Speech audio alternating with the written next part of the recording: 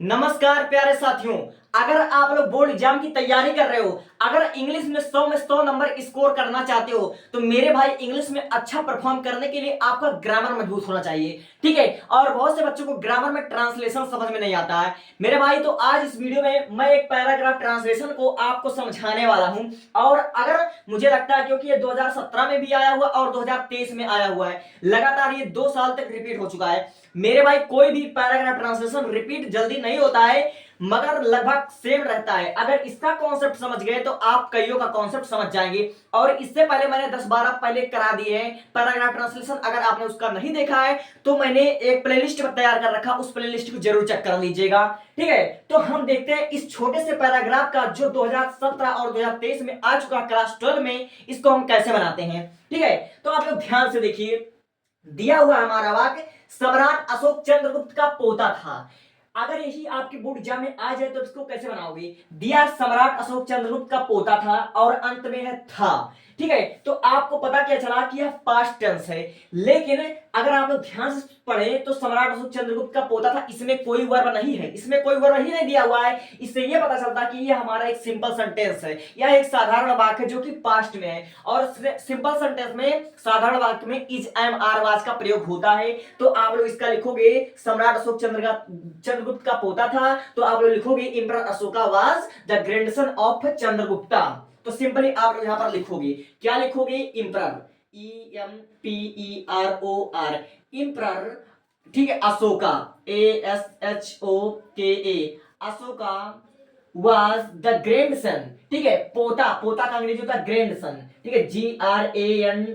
GRANDSON, grandson of Chandragupta. तो यहां पर आप लिखोगे चंद्रगुप्त, CHANDRGUPTA, चंद्रगुप्त। आपको एक बात का ध्यान रखना है कि हमेशा आपको किसी भी नाम हो, चाहे अशोक हो चाहे चंद्रगुप्त हो, किसी भी व्यक्ति के नाम का, किसी शहर के नाम का, किसी गांव के नाम का, किसी राज्य के नाम का पहला लेटर आपको हमेशा कैपिटल में लिखना है। ए और सी हमेशा कैपिटल में रहेगा। ठीक है। सम्राट अशोक चंद्रगुप्त का पोता था, तो emperor Ashoka was the grandson of Chandragupta. अब अगला आप लोग ध्यान से देखिए, दिया हुआ है अपने पिता की मृत्यु के समय वह उज्जैन का सूबेदार था। अब आप इस बात को पूरा ध्यान से पढ़ोगे तो आप इसको अभी छोड़ करके अगर इसको देखोगे, वह उज्जैन का सूबेदार था, तो ये भी हमारा सिंपल पास्ट सेंटेंस है। और सिंपल पास्ट सेंटेंस में इज एम आर या वाज वेयर लगता है, और चूंकि हमारा पास्ट टेंस है तो इसमें हम वाज का प्रयोग लिखेंगे। ठीक है। तो दिया हुआ वह उज्जैन का सूबेदार था। अब बहुत से बच्चों को सूबेदार का अंग्रेजी नहीं पता होगा, तो सूबेदार का अंग्रेजी होता है मेजर। सूबेदार का मतलब होता है जैसे उसका पिता का जब मृत्यु हो जाएगा तो उस राज्य को संभालने वाला जो हमारा राजकुमार होगा, ठीक है, जो उस राज्य का जो मुखिया होगा, वह हमारा वही सूबेदार कहलाता है। ठीक है। तो आप लोग लिखोगे अपने पिता के मृत्यु के समय, तो यहां पर लिखोगे एट द टाइम ऑफ। ठीक है। एट द टाइम, ठीक है, टाइम ऑफ हिज फादर। ठीक है। His father death, FATHER, father death, DEATS, death, यहां पर लगाओ कामा। वह उज्जैन का सूबेदार था, तो सिंपली आप लोग लिखोगे ही वाज। ठीक है। He was major, MAJAR, major of Ujjain, और उज्जैन में यू हमेशा कैपिटल रहेगा। ठीक है। सिंपली आप लोग यहां पर लिख दोगे उज्जैन। अब आप लोग देखिए ध्यान से, चंद्रगुप्त के मरने के 24 साल बाद वह राजा बना। अब इसको देखिए आप लोग, वह राजा बना, ये हमारा अंत में आया हुआ आ शब्द, ये हमारा पास्ट टेंस है, मगर यह पास्ट इंडिफिनिट टेंस है। इस वाक्य के अंत में आ ए ई आदि शब्द आया हुआ है। वह राजा बना, यह हमारा पास्ट इंडिफिनिट टेंस है। चंद्रगुप्त के मरने के 24 साल बाद, चाहे आप इसकी अंग्रेजी पहले लिख लो, चाहे आप इसकी अंग्रेजी पहले लिख लो, चूंकि यह पास्ट इंडिफिनिट टेंस है तो इसकी अंग्रेजी हम पहले लिखते हैं। वह राजा बना, तो बनना, तो बनना का अंग्रेजी होता है बिकॉम। बिकॉम मतलब बनना, जिसे मैं डॉक्टर बनना चाहता हूं, तो I want to doctor, I want to become a doctor. तो यहां पर आप लोग लिखोगे बिकॉम लगाओगे, मगर यहां पास्ट में तो हो जाएगा बिकेम। वह राजा बना, तो लिखोगे ही बिकेम, BECAME, बिकेम, क्या बना, राजा, तो किंग, KING, किंग। वह राजा बना, तो ही बिकेम किंग चंद्रगुप्त के मरने के 24 साल बाद। तो यहां पर आप लोग लिखोगे 24 ईयर। ठीक है। 24 year after AFTER, after, Chandragupta के मरने के बाद, ठीक है। तो यहां पर लिखोगे death of, the death of, DEATH, death of Chandragupta, CHANDR Chandragupta, यहां सिंपली आप लोग लिख दोगे। इतना आपका हो गया। अब देखिए, आरंभ में अशोक को शिकार करने का बहुत शौक था, ठीक है। आरंभ में शिकार करने का शौक था किसको? अशोक को। तो आप लोग आरंभ में, इसकी अंग्रेजी आप लोग लिख सकते हो इन द स्टार्टिंग भी लिख सकते हो, या फिर आप लोग लिख सकते हो इन द बिगिनिंग, या फिर आप लोग इनिशियली भी लिख सकते हो, ठीक है। चाहे जो आप लोग लिखो। तो आप क्या करोगे कि वक्त बचाने के लिए यहां पर आप लोग लिख सकते हो इनिशियली। इनिशियली का मतलब भी होता है आरंभ में। तो सिंपली आप लोग लिख दोगे INITIATLY, इनिशियली मतलब होता है आरंभ में, ठीक है। अशोक को शिकार करने का बहुत शौक था, ठीक है। यह हमारा सिंपल और पास्ट टेंस है, सिंपल पास्ट टेंस है। तो यहां पर लिखोगे अशोक, ASHOK, ठीक है। अशोक, सिंपल यहां पर लिखोगे अशोक का वाज, अशोक को शिकार करने का बहुत शौक था, ASHOKA, Ashoka was fond, fond मतलब होता है शौकीन या शिकार, फॉन्ड मतलब होता है शौकीन या शौक होता है, ऑफ हंटिंग, यानी शिकार का मतलब हंटिंग, HUNTING। सिंपली आप लोग इस प्रकार लिख दोगे। अब देखिए यहां तक हो गया। और उसे युद्ध कला भी पसंद थी, ठीक है। देखिए और, तो और का अंग्रेजी लिख दोगे एंड, ठीक है। एंड आपने सिंपली लिख दिया। उसे युद्ध कला भी पसंद थी, उसे युद्ध कला भी पसंद थी, यह हमारा पास्ट इंडेफिनिट टेंस है। और आप लोग देख सकते हैं कि इसमें वर्ब दिया हुआ पसंद, तो यहां पर हो जाएगा ही लाइक्ड, यानी कि वह पसंद करता था। तो लिखोगे ही लाइक्ड, LIKED, लाइक्ड, युद्ध कला। तो युद्ध कला की अंग्रेजी होगी द आर्ट ऑफ वार, लिखोगे the art of war, the ART, art of war, यानी कि युद्ध कला। द आर्ट ऑफ आर वार, इसका मतलब हो गया कि युद्ध कला। अब देखो, सिंहासन पर बैठने के बाद उसने कलिंग पर चढ़ाई कर दी।